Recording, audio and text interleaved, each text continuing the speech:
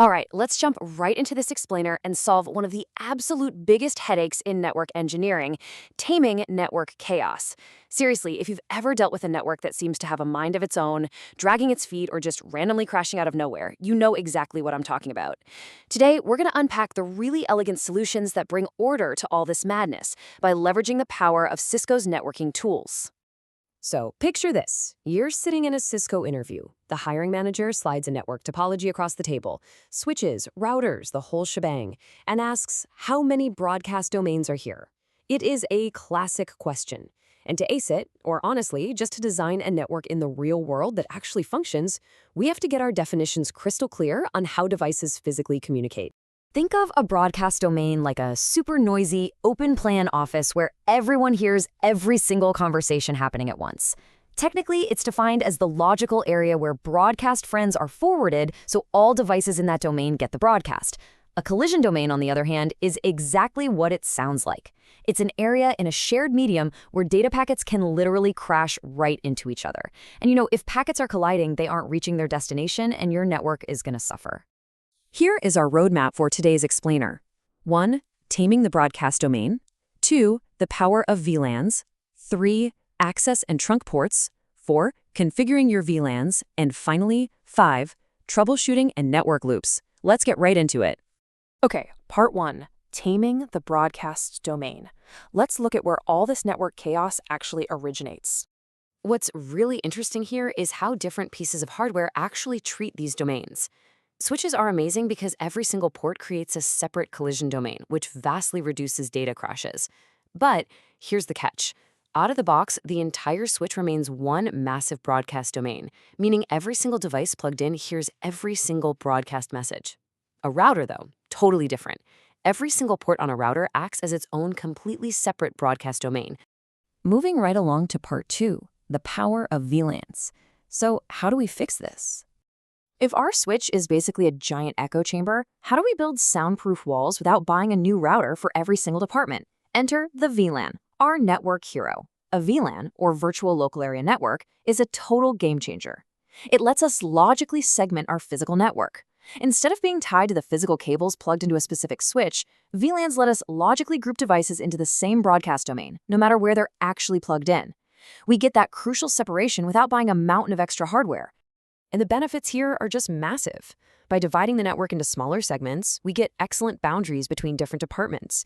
This instantly boosts security, makes management a total breeze, and, most importantly, it drastically reduces that performance-killing broadcast traffic. And obviously, less broadcast traffic means overall network performance shoots way up. You can even prioritize traffic effortlessly. For instance, you could set up a voice VLAN to make sure phone data gets priority over somebody printing a massive PDF. Now, to put this into perspective down at the data link layer, let's look at the actual Ethernet frame. The standard maximum size is 1518 bytes. But when we add a VLAN tag using the industry standard IEEE 802.1q protocol, so the network knows exactly which logical group the data belongs to, it actually increases the frame size right beyond that standard limit. To understand where we actually apply these VLANs, we need to look at the Cisco 3-layer hierarchical model. We generally implement our VLANs right at the access layer. This layer mostly uses layer 2 switches and is strictly focused on controlling user access, creating those separate collision domains, and locking down port security. From there, traffic heads up to the distribution layer for routing and filtering, and then finally hits the core layer, which is basically the high-speed backbone of the whole operation. Which brings us to part 3, access and trunk ports. Let's explore how our switches physically handle this specific traffic. Okay, so the switch port mode determines exactly how a port behaves. The crucial thing to understand here is the difference between access mode and trunk mode. Access ports connect directly to your end devices, like a workstation or a printer, right? And they handle traffic for one single specific VLAN. But what if you have multiple VLANs that need to cross over from one switch to another? That's where trunk mode comes in. Trunk ports are the heavy lifters. They carry multiple VLANs across different switches, relying on tagging protocols like 802.1q or Cisco's legacy ISL to keep everything organized while it's in transit.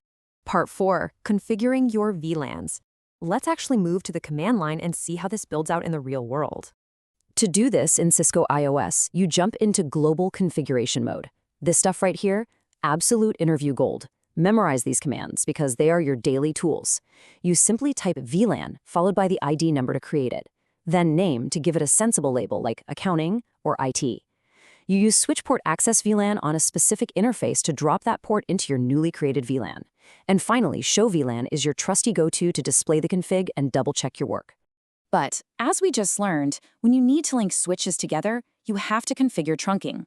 You'll use switchport trunk native VLAN to set the native VLAN, which basically handles untagged traffic on the trunk.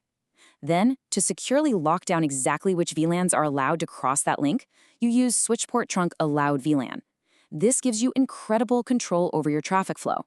Plus, if you're managing a massive network, you can use VTP, the VLAN trunking protocol, to just automatically propagate these VLAN configurations across all your switches. Pretty handy. Oh, and while you're in there configuring things, you absolutely want to run this command, spanning tree mode rapid PVST. Spanning tree protocol, or STP, is enabled by default to prevent network loops. By tweaking the global STP settings with this specific command for rapid per VLAN spanning tree, you get incredibly fine-tuned control over STP behavior across your different VLAN segments, which keeps everything highly stable and loop-free. And finally, part 5, troubleshooting and network loops. Because let's be real, things don't always go according to plan. When things break, the fastest way to verify your access interfaces is to run show VLAN or show VLAN brief and compare it straight to your documentation. It lists all the known VLANs and the access interfaces assigned to them, whether they're working or not. However, you absolutely have to remember this.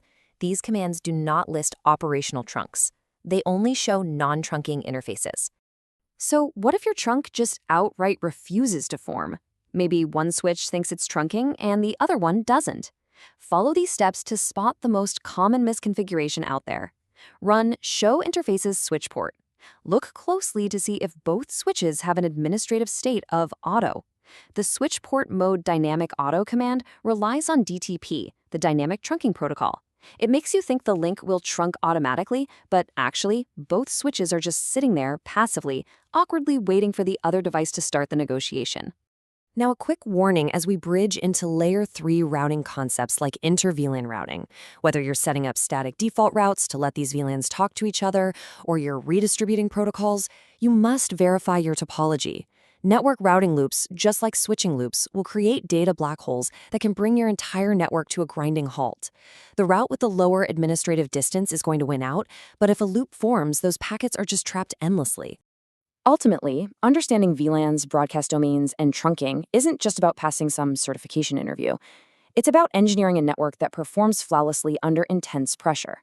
So take a hard look at your own topology today. Are you actively in control of your broadcast domains, leveraging VLANs for peak security and speed? Or is your network just sitting there, waiting to spiral into a massive broadcast storm? Think about it, and start taming that chaos.